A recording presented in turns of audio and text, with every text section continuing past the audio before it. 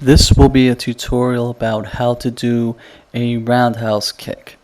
And you can see here, you sort of start off from a forward position, but the essential kick itself is in a backwards position. And you're really forcing your edges very hard on the supporting foot.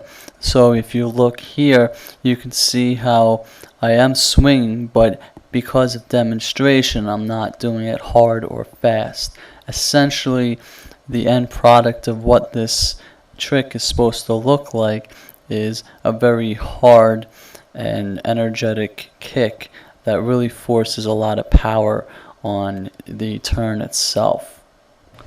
Step 1 is to be able to control your leg as you're lifting it in the air.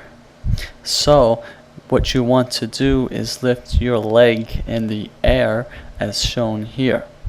You can take notice of how I'm using my upper body and my arms, and I'm sort of bending my torso. You can see how if my right leg is going back, my right arm is behind me, and vice versa. If the left leg is going back, the left arm is behind me. And the arm being behind you allows you to use your arms to control the counterbalance of your weight.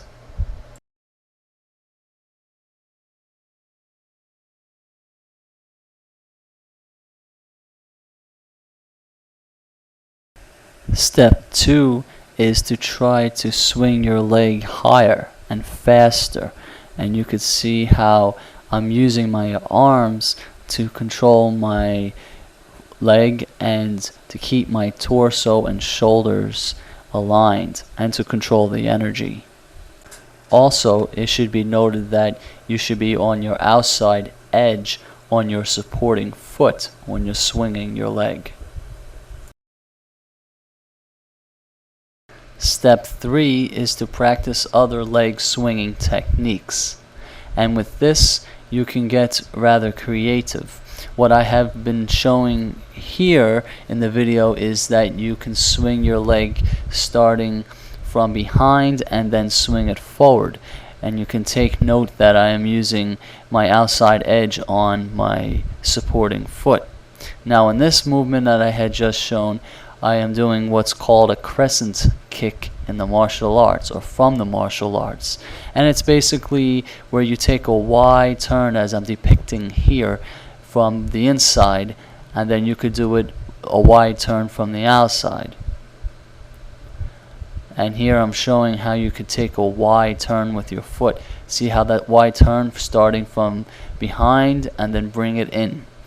And then you could repeat that from wide turn, bring it from the outside and then in. Inside from out and then out from in. Now you can dip your shoulders a bit. See how I'm dipping my head ever so slightly? It helps to counterbalance the actual motion of bringing your foot in the air. It just helps to be able to coordinate your hips with your upper body movement. And this will also help with your balance and basic overall ability to move your arms and your torso with any kind of kick that you do on the ice.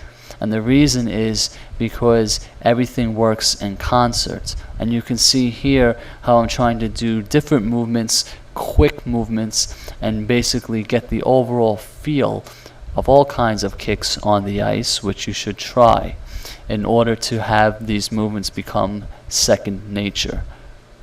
And as you get better at these movements, you could try more difficult leg swinging techniques.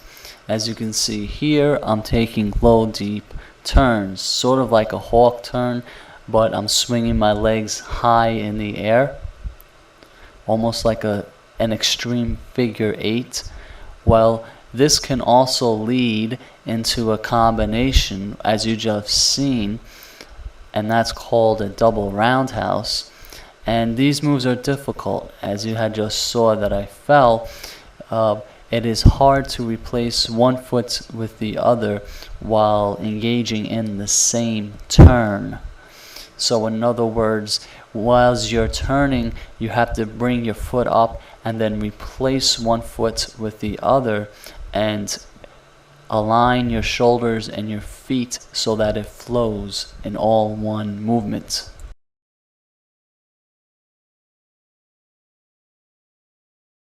The final step is to focus on tilting your hips and balancing on your toes.